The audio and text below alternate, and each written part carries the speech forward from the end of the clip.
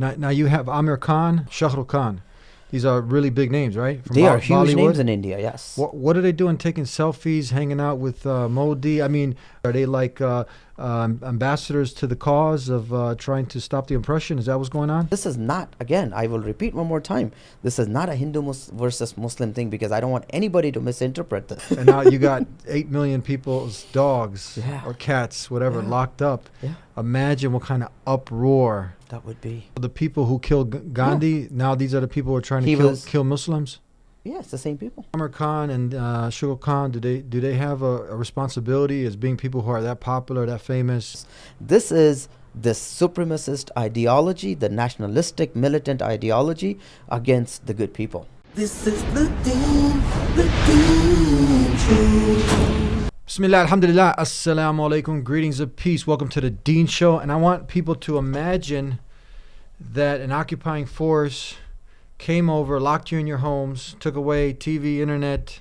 Not just that, because sometimes we need to stay away from these things anyway. But an oppressive regime came over, locked you in your homes, and you weren't able to go out of your house. You're stuck in there, and the siege is going on. How many days now? About 100 days. 100 days. Yes. People are still locked up. We're talking about Kashmir. We're talking about Kashmir here, and yes, people are locked in since the revocation of Article 370. That has not stopped. That has not stopped. People are in curfew. Curfew does get off from what we hear, but people are still in a lockdown. Curfews, that means they can leave their house? There are certain hours, as we understand it, that they can leave their house, but businesses are still shut down. Basically people are in a lockdown. The communications is still to a very large extent shut down. The landlines we hear has come up, but people cannot communicate to the outside world. We have heard and we continue to hear from our contacts that people who are, our friends here who are from Kashmir, they're not able to connect with their families. At least the first 2.5 months or so, they were not able to connect even through second or third channels. Now, at least, because some of the landlines are up, people are able to talk, but there is really no open communication. You will not find out what is happening in Kashmir because they still continue to be in the lockdown for over 100 days now, almost. And these are not like curfew for kids, like be home at a certain time. We're trying to keep the kids off the street. This is like adults. This is and I did say occupying force. This is an occupying these people's land now. How does that work? If I'm using the right terminology? So let me take a step back here. Let me give you a little bit of history on Kashmir, right? So Kashmir, since India and Pakistan, the partition happened when Britishers left India. There was Kashmir, without getting into too much details of what happened across the country, specifically for Kashmir, what happened was there was an Article 370. What that meant was, this is part of Indian Constitution, that people from outside Kashmir cannot buy land in Kashmir. Kashmir will have their own sort of a government which the defense is taken care by India, and the rest of the matters are with the people of Kashmir. And what happened was 100 days ago, the government of India kind of revocated that Article 370. That is in itself is going against the Constitution of India. Mm-hmm. And then on top of that, people have been in the lockdown. If India is saying it's good for Kashmir, then people should be open, people should be free, they should be able to do what they need to do, and they should be happy if the government claims that this is a good thing for Kashmir. Okay, if it's a good thing for Kashmir, let the people be out there and let the people celebrate if that's the case. Why are they in the curfew? First of all, revocation of Article 370 was, as per Indian law, it's unconstitutional. And this is from the grandson of Gandhi. Mm-hmm. And this kind of brings up to another point. But the grandson of Gandhi, he himself spoke a few days ago, where he clearly called that out, that the revocation of Article 370 itself was unconstitutional. Okay, so we painted a little picture just to get people, because most people have no idea what's going on over there. So imagining you now, you're locked in your homes for so many days, like like people would, like Imran Khan, president of Pakistan. I think he mentioned in his speech in front of the United Nations that if you had 8 million animals who were being oppressed like that, people would have done something. People would have taken a stand. But these are 8 million human beings. So hopefully people have a better picture now, and then we'll get into who are you and your involvement in creating awareness in this effort now that you're doing to try to what has motivated you to get out there, and that's what you're doing, creating awareness on the situation, the reality on the ground in India and in Kashmir. My name is Junaid Ahmed. I was born in India. I moved here when I was in high school. I have so since then I've been pretty much out of touch, if you want to call it, from pretty much living since then, living here in the United States. I did my college here, and that is why I got involved, just to make people aware. And keep in mind, I want to be very clear and specific in one point here. This is not, when people talk about India and Pakistan or talk about things within India, people think it is a Hindu versus Muslim issue. I want to let you know I grew up in India. This is not a Hindu versus Muslim issue. Majority of Hindus are amazing, good people. Some of my good friends are Hindus.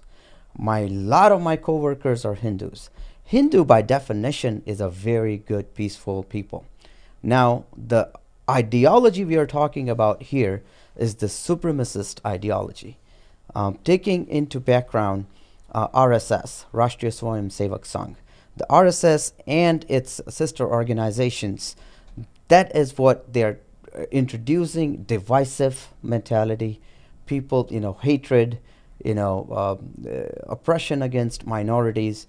That is the concern. That is the issue that should be talked about. It is not a Hindu versus Muslim issue. And keep in mind, these are the same people who killed Gandhi. Are there voices on the ground of Hindus who are coming up? Let's say, for instance, a lot of these actors out there. What do you know? The Khans. Aamir Khan, Shah Rukh Khan. Yeah. And how about those? Those are Muslim actors, right? They're Muslim. They are. People like them, but how about Hindu actors or just Hindu personalities? People, because it's just blatant. This is just blatant evil that's being perpetuated. Are there people on the ground, these good people, who are coming out and speaking out against this oppression? That's a very good question, and I have a very short answer, and I'll delve into that. The answer is yes. There are a lot of good people on the ground. There are a lot of good voices on the ground, and people are speaking up. Yeah. So people are taking a stance. People are taking whatever means that they have. Now, having said that, let me tell you what is happening to those people. Unfortunately, because these forces have penetrated into the political system, their political wing is pretty much holding the government now. They have 2 or 3 other militant sort of organizations, which is Vishwa Hindu Parishad and Bajrang Dal, which as per the CIA report has been called as nationalist militant organizations. These organizations are penetrated across the society. Now, there are people, there are police officers, there are elected officials, there are common people, good people, there are journalists who are taking a stance. Some people are able to speak, other people, their voices are suppressed. Yeah. And once this is the issue at hand, that if you have good and bad at the same time and good people are able to speak too, that's part of any democracy.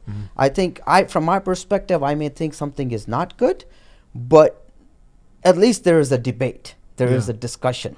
There is, within the political landscape, there is a discussion, debate about it. What's happening in India is there is the other voice that good people are bringing up, they're being squashed. And that's an issue. Because the reason I'm saying that is because you have that's a huge, what's the population of Hindus there? India's population is over 1 billion right now. Yeah.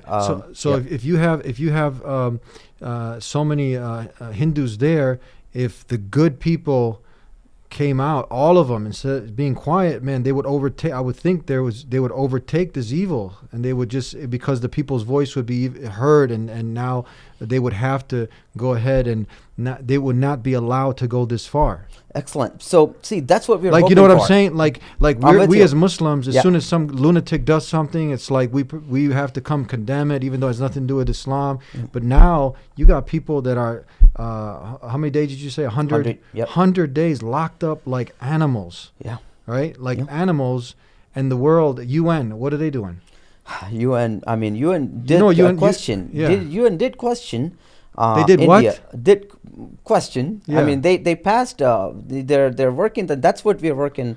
You see a lot of organizations working through UN to pass. Asking US to take action against this. Yeah. To your point, really nothing concrete has been done. Everybody is saying this is India's internal matter. Yeah. But see, Kashmir is one thing, but the rest of the India, right? I'll take Gujarat as an example. Okay. Gujarat is another state on the eastern side of India. 2002, when our prime minister was the chief minister of that state, a massacre of Muslims were done where thousands of Muslims were killed. And believe it or not, lots of Hindus, a majority of the Hindus spoke against it, were not in favor of this carnage. Mm-hmm. So this is a prime example of how when this massacre was done, Hindus came in support of the minorities, in this case specifically Muslims. So that voice is there. Now, when the cases were opened for 2000 and after 2002, it was Hindus who were fighting for justice for these people. And really, because of the massive power that they have, they were able to squash it. Nobody was brought to account. Yeah. And as a matter of fact, the victims were blamed. Yeah. That it was because of your fault that you burned this, train. All of this massacre happened. So it's just the same nationalistic supremacist, agenda that came about here. And you know what is scary here? What is very scary here is that 2002 Gujarat massacre was that a blueprint for what is being planned for rest of India, Yeah. and that is very scary. Now you have Aamir Khan, Shah Rukh Khan. These are really big names, right? From They are huge Bollywood. names in India, yes. What are they doing? Taking selfies, hanging out with Modi? I mean, what's there? There's some controversy going on there because they're supposed to be Muslim. And are they having a meeting saying, hey, Modi, what's going on? We got to get these people out. Are they like ambassadors to the cause of trying to stop the oppression? Is that what's going on? I think that's up for interpretation. Yeah. I'll give you my view on it. Yeah. I think Aamir Khan and Shah Rukh Khan, these are good actors, right? I mean, they are very popular. If they Yeah. say something, the majority of India, I think they listen, and that's probably the reason they they were asked to, or they themselves took it. We will not make a judgment on their behalf, but when they went and took those selfies, the message that they're going to trying to give them, meaning Modi and the prime minister, and this thought process is that things are pretty cool in India. Yeah. Nothing is happening. India is good. There are no issues with it. That's the message that's trying to be given out here. That's my take on it. That's what Aamir Khan and the other Khan, Shah Rukh Khan. Shah Rukh Khan. That's the message you think that they're giving, that everything is cool. But is it cool? No, it is not cool. That's the thing, right? Yeah. I mean, depends on what part of India, and this is where we got to spend a few minutes to think about this, right? Depending on what part of India you live, you don't see any issues. If you're in the southern part of India, things are pretty cool. Yeah. Are they from Especially- are they from the southern part? They're in Bombay, which is still okay. Yeah. Things are not too bad. Yeah. Now, they're going state by state. You had Kashmir, then you had Assam. Now, Assam, by the way, is a different major concern.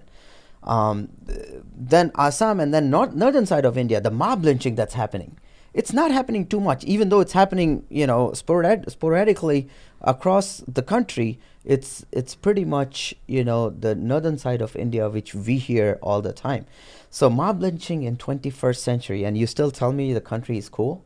I mean, tell me, how do you justify that?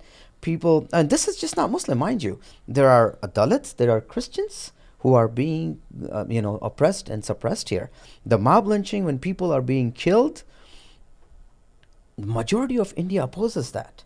There are cases when Hindus jump in the middle and stop it. Yeah.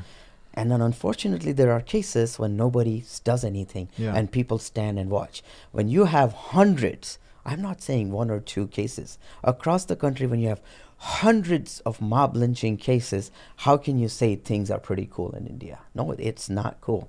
People. Is this verifiable? The 100. This is. Oh, for sure- absolutely. yeah. This is, you Google it, you will see viable reports of all of this. Uh-huh. Yeah. I mean, So this is do you news. do you think Aamir Khan and Shah Khan, do they have a responsibility as being people who are that popular, that famous, or are their hands tied?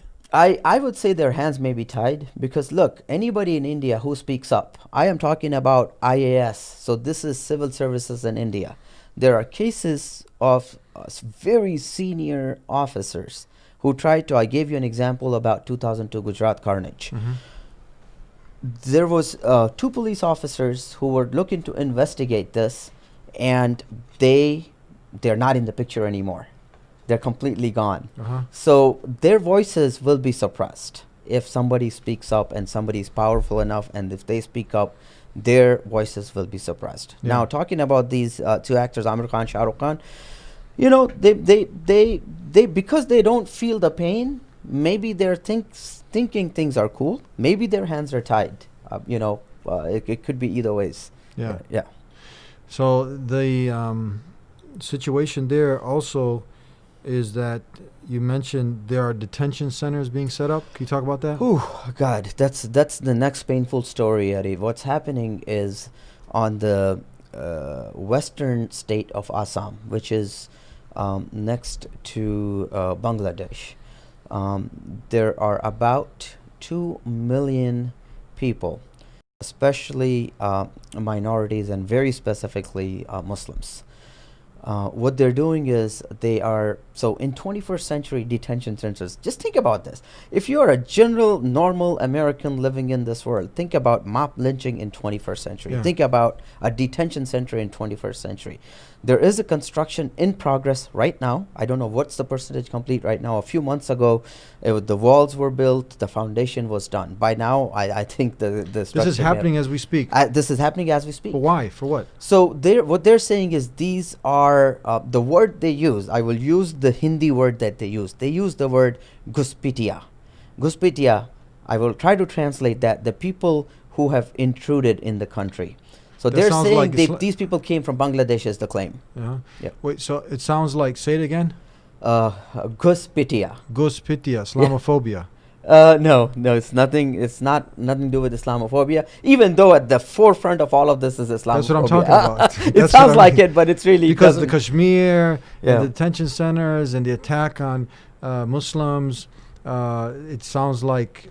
I mean, it does. It's not Imran Khan, the president of Pakistan. He connected this all to anti-Islam, Islamophobia. It is. Yeah. But in India, it's just not Islamophobia. Even though Islamophobia is the biggest part of it, it's this nationalistic, Yeah. supremacist ideology, which is against the minorities, which is against the lower caste Hindus, which is against other Hindus who may not follow them. Okay, so it's even a broader scope, but this evil of nationalism. Yes. That's the driving force. That's the driving force behind this. That's the bull with the horns now. Absolutely. And then these days, Eddie, you use the word Islamic terrorism, then that's it. You get a green pass for everything. And that's what the world is using. That's what India has started using. That's the pretext now that's being used, the excuse to go ahead and justify these things. Absolutely. Yeah.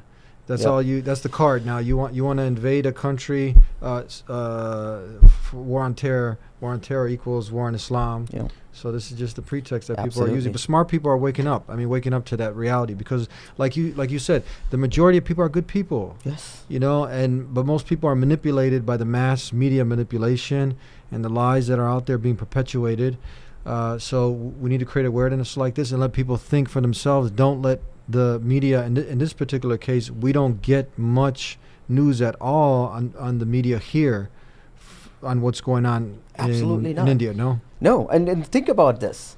If there was, I'm just going to use, let's say a good Jew somewhere in the world was lynched just because of his religion.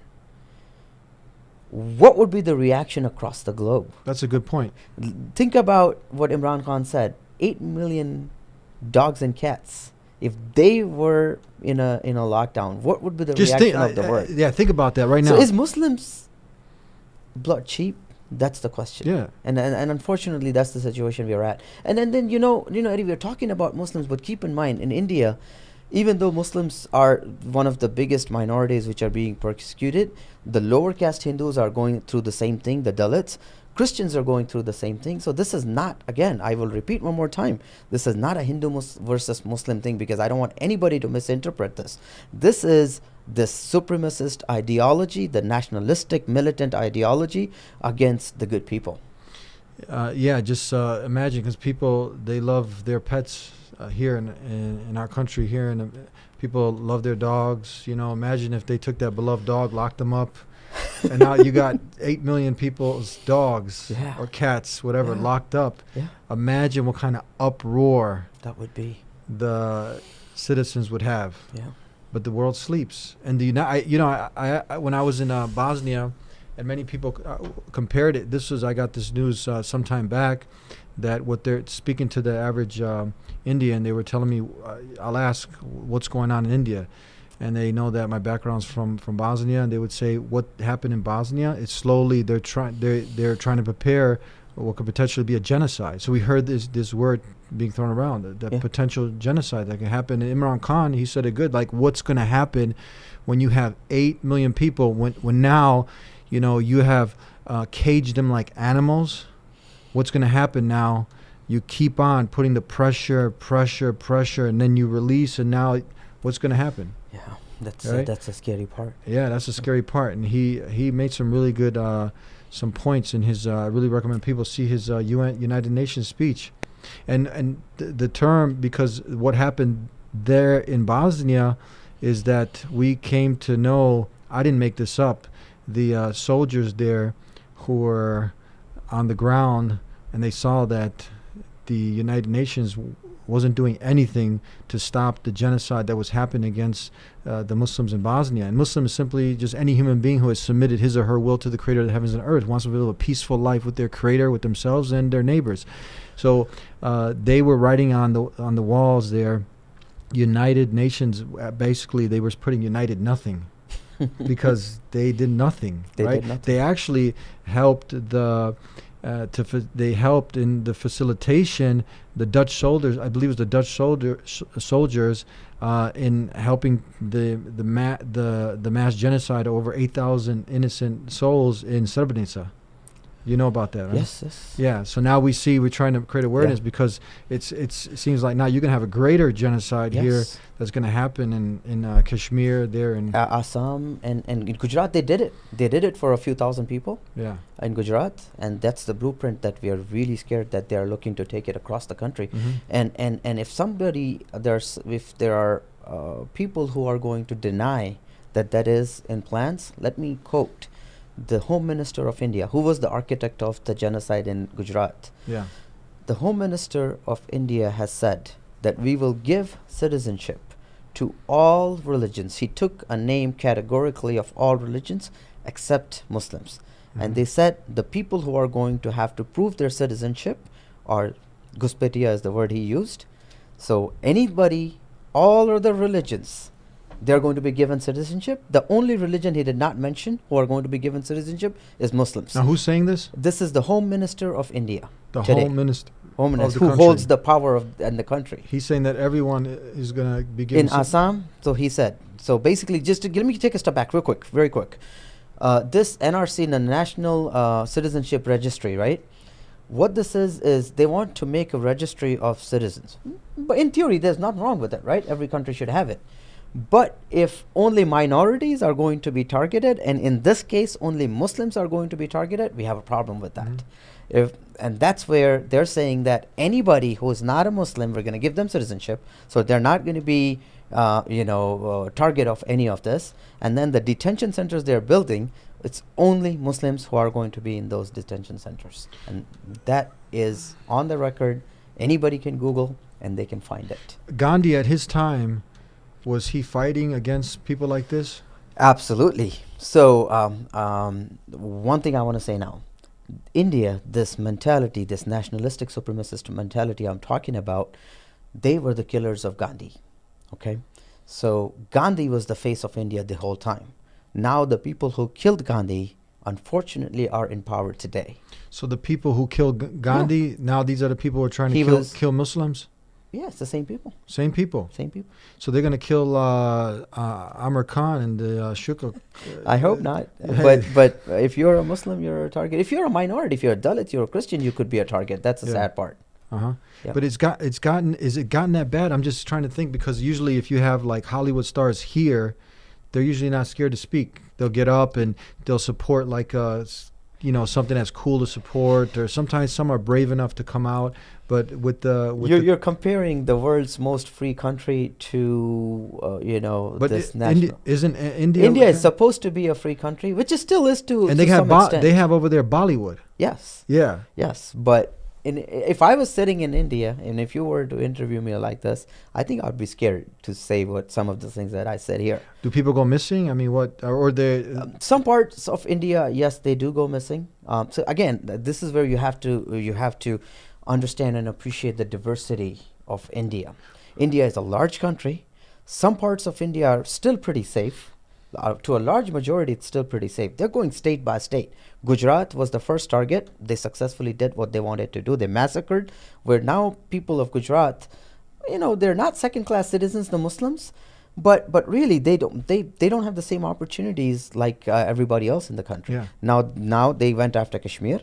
The next is Assam.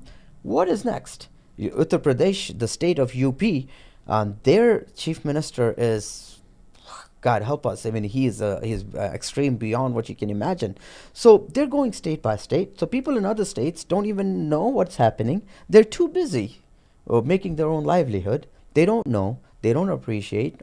The ones who appreciate do speak up. The ones who don't appreciate, they're just too busy with their livelihood. It's interesting. People try to attack Islam and attack Muslims, but in what we have, you can equate, let's say, the Constitution in the divine legislation of Islam. And Islam simply means to submit your will to the creator of the heavens and the earth. So in its legislation, you have guaranteed rights that no people can come across in a majority, outrun the minority or whatnot, like we see happening here. Just it's like this gang mentality. You got a whole group of racists, nationalists, right? And now they're coming together, and then they end up changing the laws and oppressing the minority. But in Islam, the divine legislation that we have, you have people who are not Muslim, but they have rights. Yes. And you can't oppress these people. Absolutely. And look. And everybody, and they want to attack Islam. Exactly, and see, that's the beauty, that's the irony of the thing. It's the beauty of the thing, it's the irony of the thing. Let me show you what I mean by that. Islam brings all of these, just simple, basic human rights to the forefront.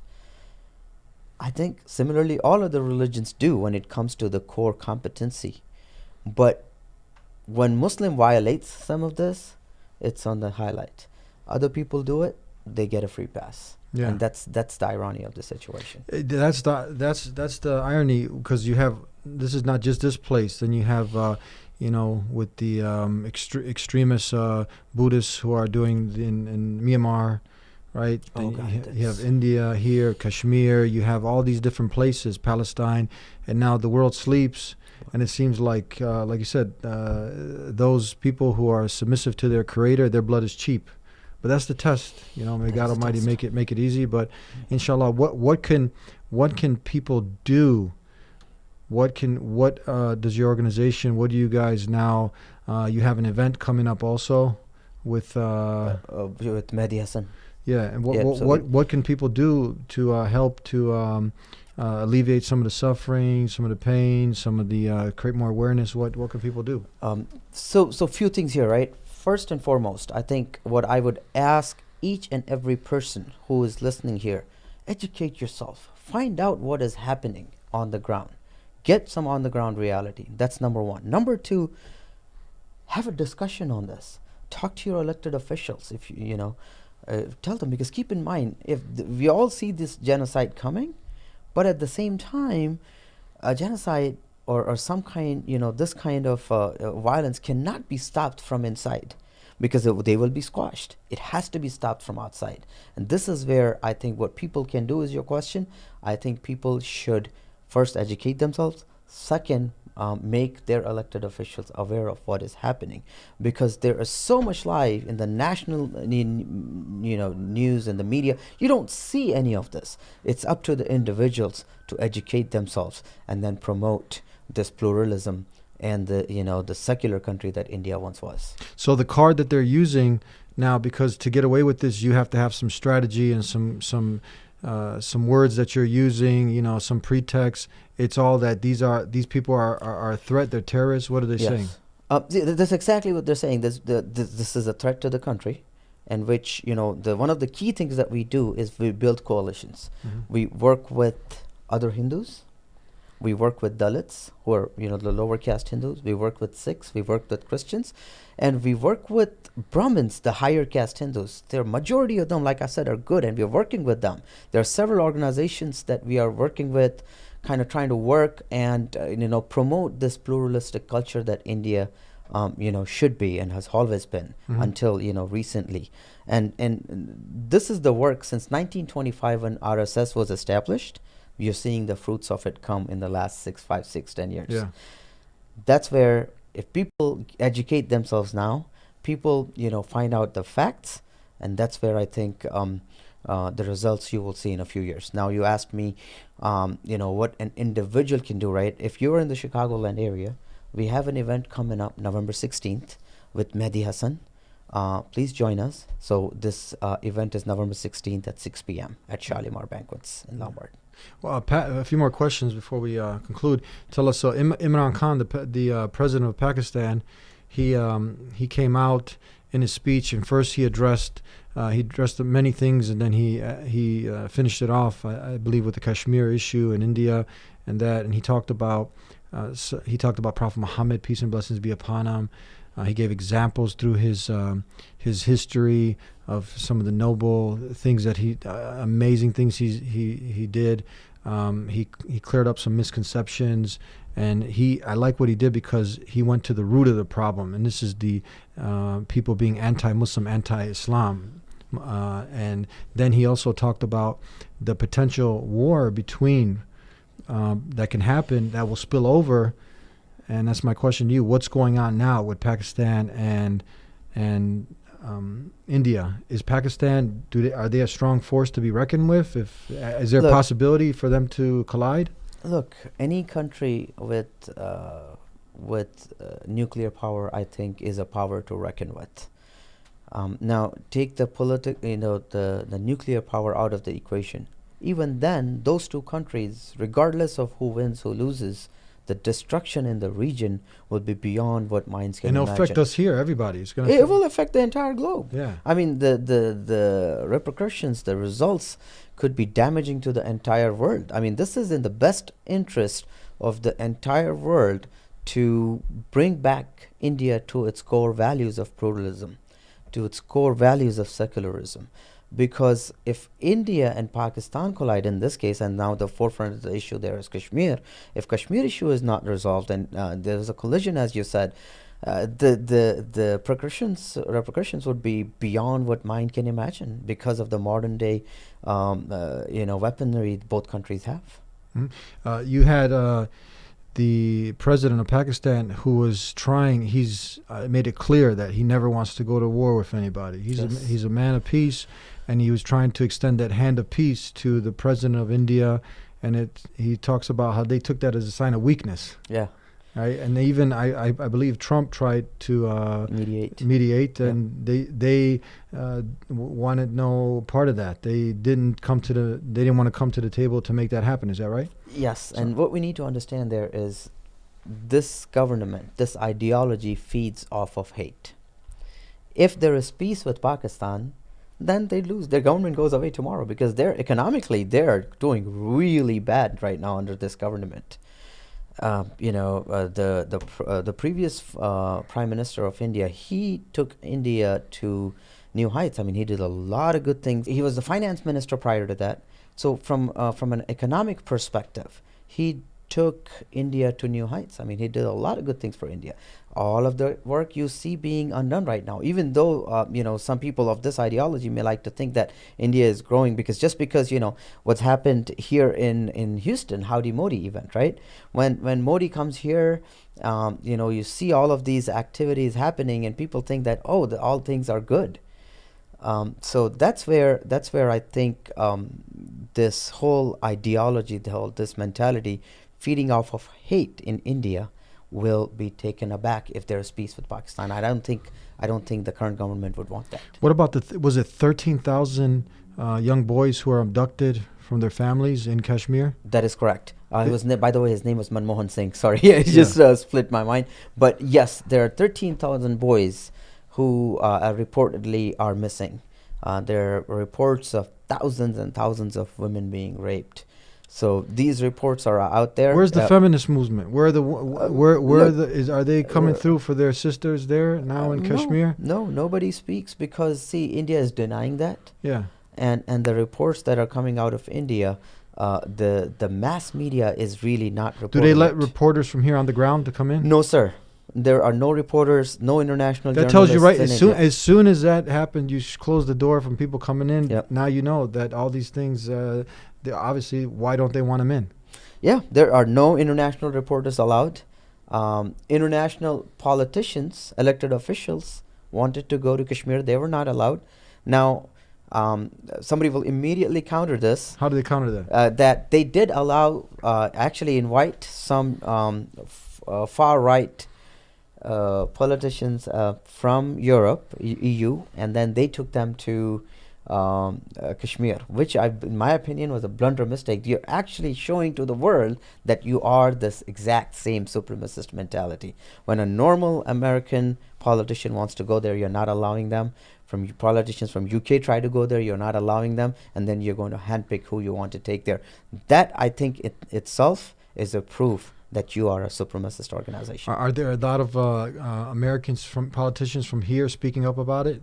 There are a few. There are a few who are speaking against it, and they